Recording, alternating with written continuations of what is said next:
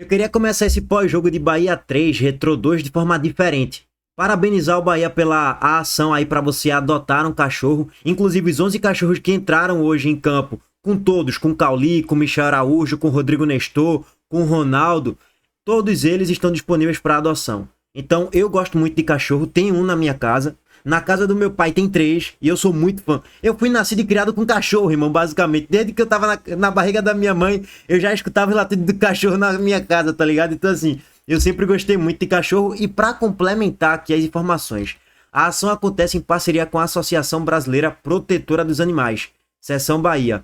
A casa atualmente recebe 400 cães e gatos que sobrevivem graças a doações.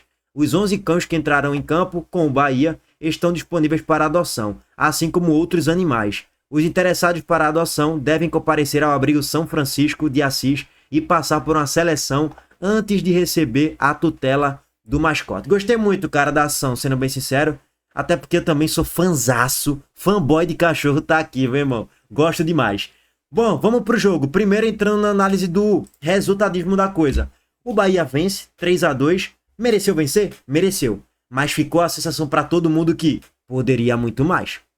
O 3-2 liquidou? Não liquidou a classificação. O Bahia tá muito próximo de uma classificação? Tá. 90-10 para se classificar. Não tem muito mistério. Se o Bahia colocar 5, 6 titulares no jogo da Arena Pernambuco, vai vencer o jogo de novo. 3-1, 3-2, 4-3, 2-0, não sei. Mas vai vencer de novo muito provavelmente. Só não pode entrar com um salto alto, achando que já ganhou, e entrar com aquela morosidade, com aquela passividade. E é bom não colocar todos os reservas na titularidade no jogo da volta de novo, não. Porque corre riscos de tomar um golzinho ali, o jogo ficar um pouquinho mais difícil, o Retrô fechar a casinha e levar um jogo hipoteticamente para os pênaltis. Então assim, eu não entraria no jogo da volta com o time todo reserva não, sendo bem sincero. Beleza, tu quer entrar com 7 reservas na titularidade, 6, ok, tu vai ganhar o jogo. Mas coloca uns 3, 4 titulares, senão o Mangalho pode vir. Assim, gente, a sensação é bem clara para todo mundo. Se jogasse com um pouco mais de vontade, um pouco mais de intensidade, o Bahia poderia hoje vencer por 2 gols de diferença pelo menos. O 2-0 no agregado, que estava acontecendo, né, até os 43, 44 do segundo tempo, ia liquidar, irmão. O Bahia poderia colocar todos os reservas na Arena Pernambuco de titular, que o Bahia ia sustentar pelo menos ali uma derrota mínima de 1-0 no agregado e no final das contas se classificaria sem precisar da cobrança dos pênaltis. Como foi um 3-2, ainda o confronto tá vivo, mas é aquele vivo morto, né? Gente, primeiro aqui em tela para vocês a provável escalação do Bahia. Claramente Rogério Ceni poupou a equipe visando o jogo do final de semana contra o Sport na Ilha do Retiro. A gente vai abrir aqui uma live pós-rodada da Copa do Brasil, lá para as 11h30, 11h40 da noite, pra gente também falar sobre o Bahia, falar sobre o Sport e a famosa live sobre tudo, né? O Bahia foi com Ronaldo no gol, Gilberto, Gabriel Xavier, Santiago Ramos Mingo, Iago Borduch, Azevedo, Rodrigo Nestor, Michel Araújo e Cauli, Kaique e Lúcio Rodrigues. O Bahia foi meio que num 4-3-3. Se você for parar para analisar dos titulares, Gilberto, Mingo e Ronaldo são os titulares. De resto, todo mundo é banco. Cauli na ponta, lógico, flutuando muito por dentro, é evidente. Kaique um pouco mais aberto pela ponta esquerda mesmo, só que flutua também pela direita, é um jogador de muita mobilidade. Michel Araújo, Rodrigo Nestor e Azevedo ali como um trio de meio campistas, né?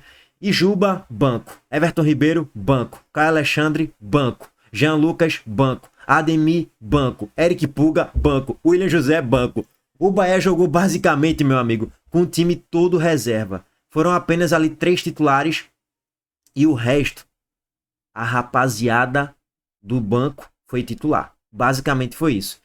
E assim, gente, se a gente for analisar a partida, vou até trazer aqui os gols para vocês. O primeiro gol do Bahia sai naturalmente. O Bahia não sofreu uma marcação-pressão e eu acho que foi um erro de estratégia do Retrô. Acho que o Retrô deveria tentar imprimir uma marcação-pressão nos primeiros 10, 15 minutos e o Retrô em pouquíssimas vezes na partida esboçou uma marcação-pressão. Aquela marcação que o atacante tá afungando o calcanhar ali do goleiro. Que o ponta tá marcando o lateral. Que os zagueiros estão sendo pressionados. Isso aconteceu, sei lá, em 3, 4 vezes na partida como um todo. E quando o Retrô fez essa marcação-pressão, o Retrô fez o gol. Daqui a pouco a gente vai chegar lá.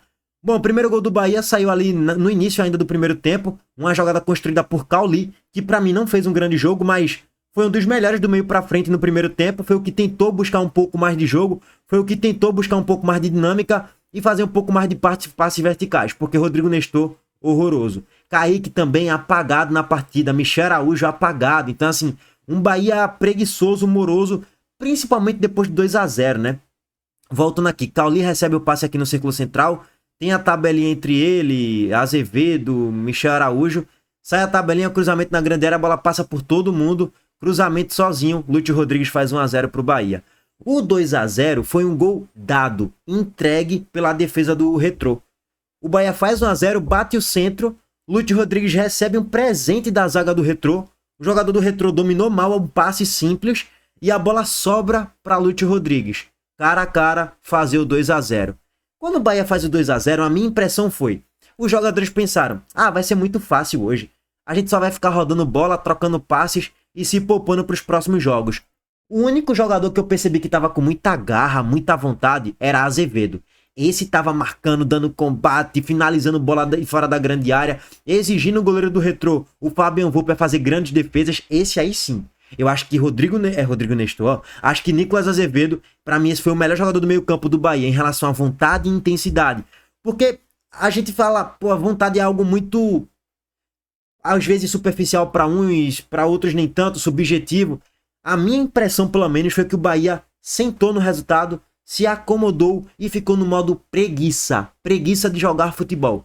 Se o jogo fosse mais importante, um jogo um pouco mais difícil, o Bahia estaria numa outra rotação. E poderia ter até feito um 3-0, hipoteticamente. O Retrô, aqui é que tá o detalhe. O Retrô, ele diminuiu o placar ainda no primeiro tempo. 7, 8 minutos depois do Bahia ter feito 2-0.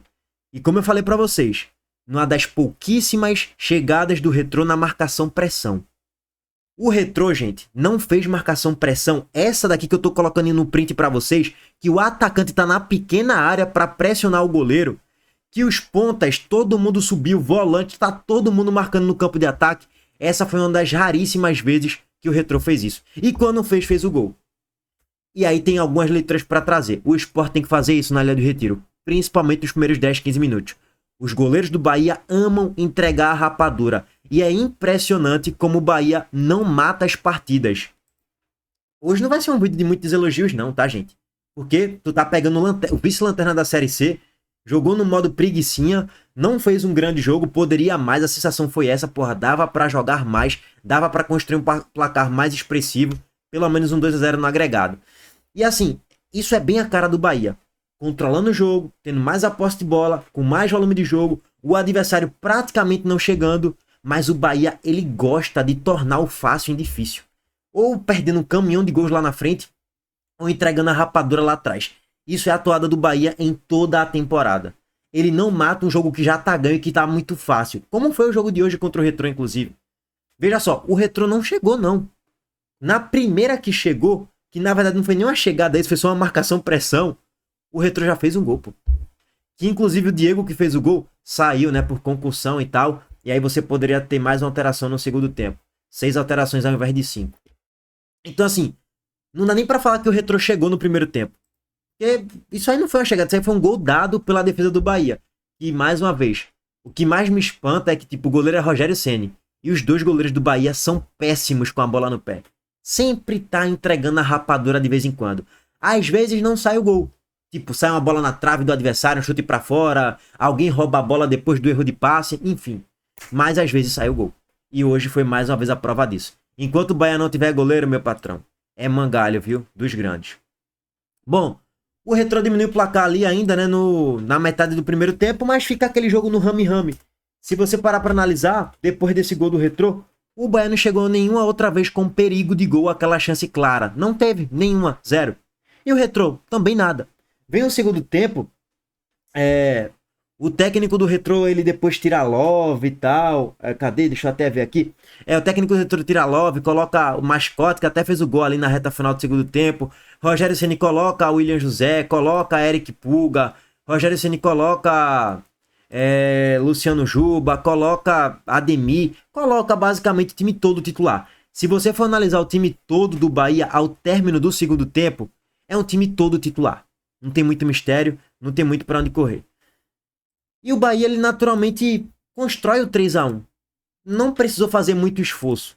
Não estava jogando com muita intensidade, com muita volúpia, não. Ao natural, o Bahia faz o 3-1.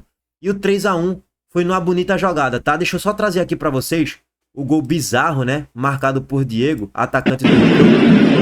Ó.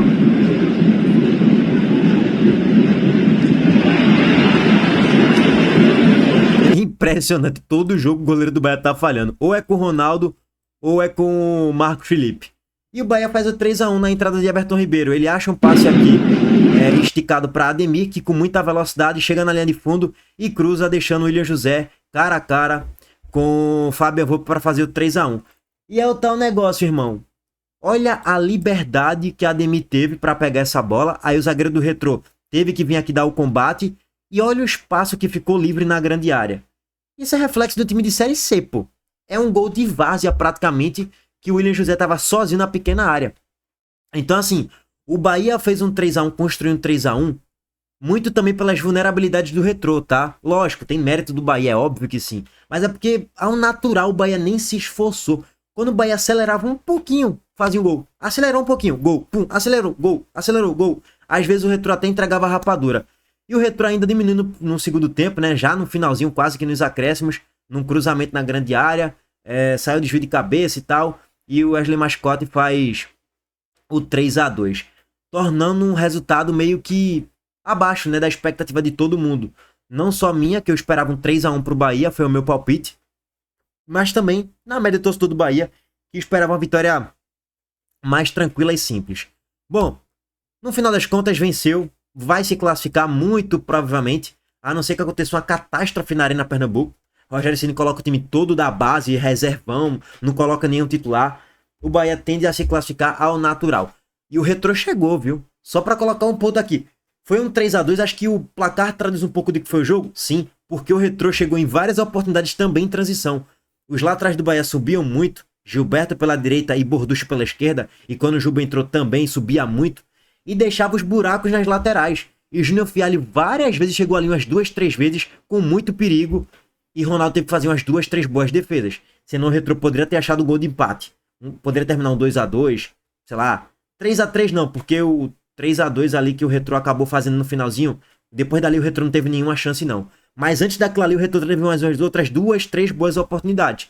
Então assim, mostra um pouquinho também que, apesar do Bahia ter um ataque muito qualificado, e tem mesmo, tem uma defesa que fica aí à exposição também, né? E é meio natural, tu não vai conseguir montar um plano de jogo, uma ideia de jogo perfeita não. É óbvio que não. Tu vai ter fragilidade, ou no ataque, na criação, por falta de volume de peças ali, ou na defesa, porque tua defesa tá muito exposta devido ao ataque ter muito volume no último terço de campo. Com os dois laterais, com o volante subindo, com meias entrando na grande área, com pontas também fechando, afunilando, e aí tu vai deixar a defesa mais desguarnecida. Tu vai ficar com o primeiro volante e 2 zagueiros ali atrás. E é a média desse Bahia, tá? Bom, no final das contas, vitória merecida do Bahia, 3-2. Aguardar agora Sport na ilha, viu? Meu Sport contra vocês aí na ilha. Enfim, se é um debate mais profundo aí pra live, eu acho que eu vou abrir a live daqui a pouco, tá? Lá para as 11h30, quando terminar os jogos da Copa do Brasil. Valeu, gente. Tamo junto.